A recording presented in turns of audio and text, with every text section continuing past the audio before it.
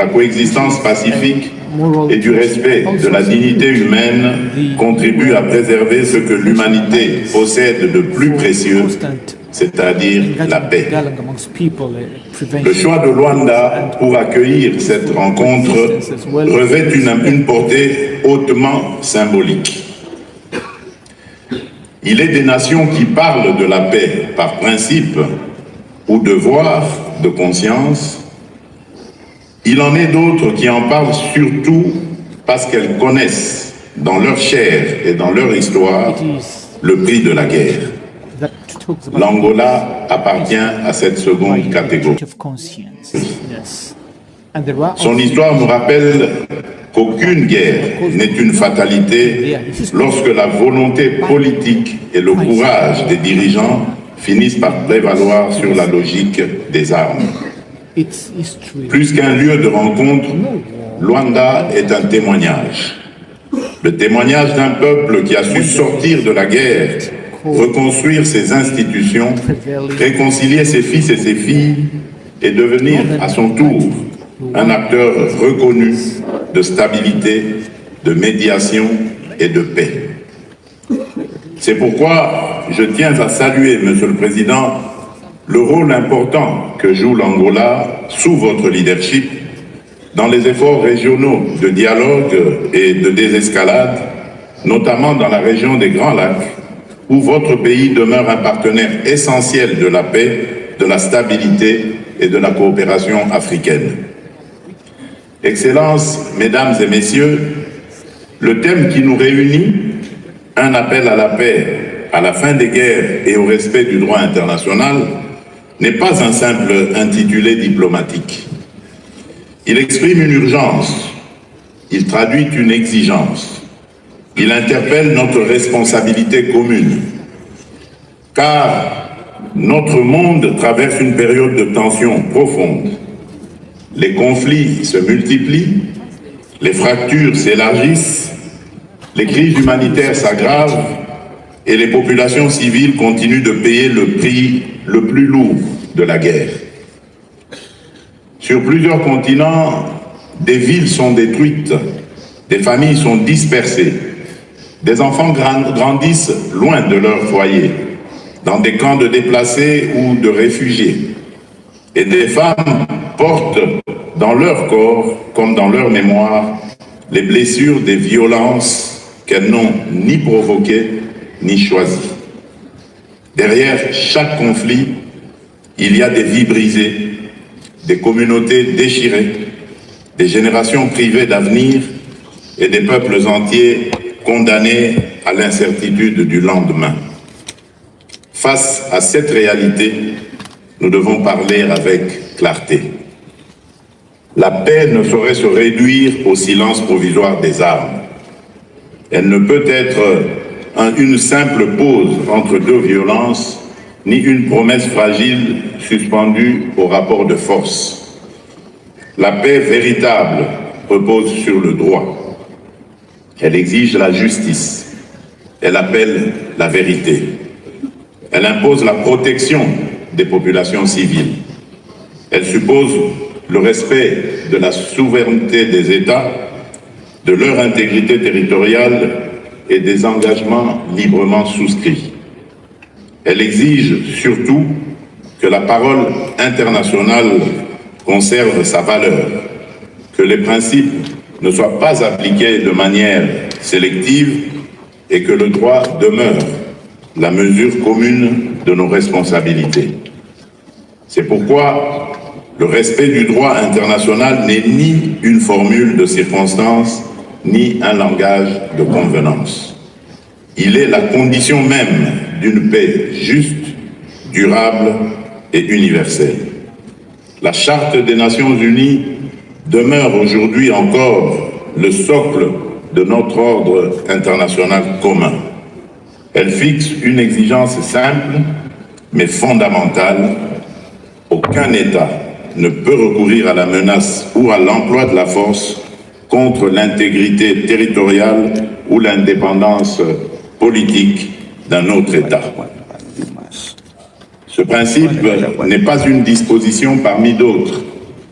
Il est le cœur du pacte international né des tragédies du XXe siècle. Il est la ligne de protection minimale entre l'ordre et le chaos, entre la paix fondée sur le droit et le désordre fondé sur la force. Lorsque la souveraineté d'un État est violée, lorsque ses frontières sont contestées par les armes, lorsque des groupes armés sont soutenus, instrumentalisés ou utilisés pour contourner le droit, ce n'est pas seulement la sécurité d'un pays qui est menacée. C'est l'autorité du droit international qui recule. C'est la crédibilité du multilatéralisme qui s'affaiblit. C'est la confiance entre les nations qui se fissure. Le droit international ne perd pas sa force parce qu'il est violé. Il perd sa force lorsque nous renonçons à le défendre avec la même clarté, la même constance et la même exigence, partout, pour tous et en toutes circonstances. Tel est l'un des grands défis de notre époque. Nous ne pouvons pas bâtir un ordre international stable sur des principes appliqués à géométrie variable. Nous ne pouvons pas invoquer la souveraineté dans certaines crises et la relativiser dans d'autres. Nous ne pouvons pas défendre l'intégrité territoriale ici et l'ignorer ailleurs. Nous ne pouvons pas demander au peuple de croire au multilatéralisme si le multilatéralisme demeure silencieux ou impuissant face aux violations manifestes du droit. La paix exige de la cohérence. La justice exige de la constance. Le droit exige de l'universalité. Excellences, Mesdames et Messieurs, pour la République démocratique du Congo, cette réflexion revêt une résonance particulière. Mon pays connaît le prix de la guerre. Il connaît la douleur des familles déplacées, l'angoisse des populations prises au piège de la violence, les souffrances des femmes victimes d'atteintes graves à leur dignité, le deuil des communautés frappées par les massacres et le traumatisme des enfants privés d'école, de sécurité et d'avenir. Il connaît aussi les conséquences de l'exploitation illicite des ressources naturelles lorsque les richesses d'un pays, au lieu de financer son développement, deviennent le carburant d'une économie de guerre. Depuis plusieurs années, mon pays fait face, dans sa partie orientale, à une situation sécuritaire et humanitaire grave, marquée par l'activisme des groupes armés, les déplacements massifs des populations civiles, les violations des droits humains, les atteintes à son intégrité territoriale et les ingérences extérieures. Cette réalité n'est pas seulement une épreuve nationale. Elle est un test à la fois pour notre région, pour l'Afrique et pour la communauté internationale. Pour autant, la République démocratique du Congo demeure attachée au dialogue. Elle reste engagée dans les efforts diplomatiques régionaux, continentaux et internationaux. Elle salue les initiatives de paix conduites par l'Union africaine, les organisations régionales, les Nations unies, les pays facilitateurs et les partenaires internationaux. Elle reconnaît les efforts entrepris pour favoriser la désescalade, la cessation des hostilités, le règlement pacifique des différends et la stabilisation durable de la région des Grands Lacs. Mais la paix ne peut pas rester une promesse suspendue. Elle doit se traduire par des actes concrets. Elle doit être vérifiable sur le terrain. Elle doit restaurer l'autorité de l'État. Elle doit garantir la protection des populations civiles. Elle doit permettre le retour digne, volontaire et sécurisé des déplacés et des réfugiés. Elle doit enfin ouvrir la voie à la justice, à la réparation et à la réconciliation. Le combat que mène la République démocratique du Congo dépasse largement ses frontières. Il ne concerne pas seulement la sécurité d'un pays d'Afrique centrale. Il interroge la solidité même de l'ordre international que nous prétendons défendre. Car partout où la loi du plus fort prend le pas sur la force du droit, aucun peuple n'est durablement à l'abri. Partout où les groupes armés deviennent des instruments de politique étrangère, la sécurité collective recule. Partout où l'impunité est tolérée, la violence se répète.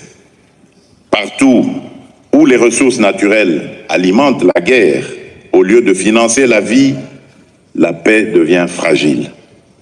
Partout où les souffrances des civils sont banalisées, notre humanité commune est atteinte. C'est pourquoi nous devons refuser la banalisation de la guerre.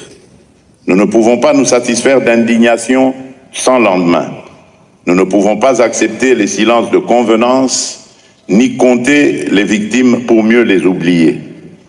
Nous ne pouvons pas laisser le droit international devenir un langage cérémoniel dépourvu de portée réelle. La paix ne se réclame pas seulement dans des déclarations. Elle se protège par des actes. Elle se consolide par la justice. Elle se défend par la responsabilité. Et lorsqu'elle est violée, elle appelle des réponses claires, cohérentes et courageuses. Excellences, Mesdames et Messieurs, l'Afrique a trop souvent été perçue comme un continent où l'on vient gérer les crises. Elle doit désormais être reconnue pour ce qu'elle est aussi, c'est-à-dire un continent qui pense la paix, qui construit des solutions et qui assume pleinement sa responsabilité dans la gouvernance mondiale. Nos expériences de médiation, nos mécanismes régionaux, nos traditions de dialogue, notre résilience et nos efforts de reconstruction constituent une contribution précieuse à la paix internationale. À travers ce sommet de Luanda, notre continent affirme qu'il ne veut pas seulement être entendu lorsqu'il souffre, il veut être écouté lorsqu'il propose. L'Afrique ne demande pas à rester spectatrice de l'ordre international. Elle entend être un acteur à part entière. C'est pourquoi n'est donc pas une revendication abstraite. Elle est une exigence de légitimité, d'efficacité et de confiance. Car un monde multipolaire ne peut durablement reposer sur des institutions qui ne reflètent pas suffisamment la réalité des peuples, des régions et des puissances du XXIe siècle. La République démocratique du Congo entend prendre toute sa part dans cette responsabilité africaine et internationale. Depuis le 1er juillet, mon pays a l'honneur d'assurer la présidence tournante du Conseil de sécurité des Nations Unies. Cette responsabilité intervient dans un contexte international particulièrement exigeant, marqué par la multiplication des crises et par l'urgence de restaurer la confiance dans les principes qui fondent notre coexistence commune. Le message que nous portons aujourd'hui à Luanda est celui que nous continuerons de porter à New York, celui d'un ordre international fondé sur le droit, l'égalité souveraine des États, le respect des engagements, la prévention des conflits, la protection des populations civiles et la responsabilité de chacun dans la préservation de la paix. Mais la République démocratique du Congo ne parle pas seulement de paix parce qu'elle connaît la guerre. Elle parle de paix parce qu'elle croit à l'avenir. Elle parle de paix parce qu'elle sait que son potentiel, sa position stratégique et son rôle en Afrique centrale peuvent contribuer à la stabilité régionale, à la sécurité collective et au développement partagé. Pays central au cœur du continent, la République démocratique du Congo est essentielle à l'équilibre de l'Afrique centrale et de la région des Grands Lacs. Mais ce potentiel ne pourra pleinement servir l'Afrique et l'humanité que dans la paix. Voilà pourquoi la paix en République démocratique du Congo n'est pas seulement une exigence nationale. Elle est un impératif régional. Elle est une priorité africaine. Elle est un intérêt mondial. Excellences, Mesdames et Messieurs, l'appel de Luanda ne doit pas être une déclaration de plus. Il doit être un engagement de plus haut niveau. Un engagement à défendre le droit international partout où il est menacé, à prévenir les conflits avant qu'ils ne deviennent des tragédies, à protéger les civils sans jamais relativiser leurs souffrances, à soutenir les médiations crédibles et les processus politiques sincères, à combattre l'impunité, y compris lorsque les crimes sont commis loin des regards, à assécher les circuits économiques de la guerre, à condamner les ingérences, les soutiens aux groupes armés, les activités mercenaires et toutes les formes de déstabilisation des États. Un engagement enfin à replacer l'être humain au cœur de toute démarche de la paix. Car les peuples que nous représentons n'attendent pas seulement de nous des paroles, ils attendent des décisions, ils attendent des engagements tenus, ils attendent des résultats visibles, ils attendent que nous sachions faire prévaloir la responsabilité sur l'indifférence, le droit sur la force, la vérité sur la propagande, la justice sur l'impunité et la paix sur la résignation. À l'heure où nous commémorons les 80 ans de l'entrée en vigueur de la Charte des Nations Unies, notre responsabilité n'est pas seulement d'en célébrer l'héritage, elle est d'en faire vivre la promesse. Cette promesse est simple mais immense, préserver les générations futures du fléau de la guerre. Elle n'a rien perdu de son actualité, elle nous oblige. Si nous voulons réellement mettre fin aux guerres, nous devons commencer par restaurer la force du droit. Si nous voulons réellement défendre le droit international, nous devons l'appliquer avec constance, sans sélectivité et sans complaisance. Si nous voulons réellement protéger les générations futures, nous devons agir maintenant avec courage, cohérence et humanité. Que l'appel de Luanda soit donc plus qu'un moment diplomatique, qu'il soit un signal, qu'il soit un engagement, qu'il soit le point de départ d'une volonté renouvelée de faire de la paix non pas une aspiration lointaine, mais une responsabilité immédiate. C'est à cette condition que nous préserverons l'héritage de la Charte des Nations Unies. C'est à cette condition que nous ferons reculer la loi du plus fort. C'est à cette condition, enfin, que nous transmettrons aux générations futures un ordre international plus juste, plus sûr et plus pacifique. Je vous remercie.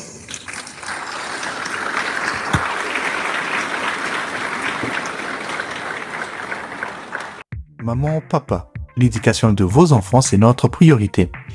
Pour l'année scolaire 2026-2027, le complexe scolaire Israël débute les inscriptions pour les cycles primaires, secondaires et humanité.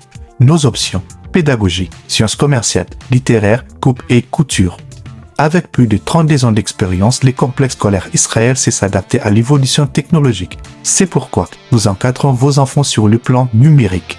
Notre adresse, le complexe scolaire Israël se trouve au numéro 149 avenue de l'École, quartier Kintsuka, commune de Ngaliema, référence Brikin.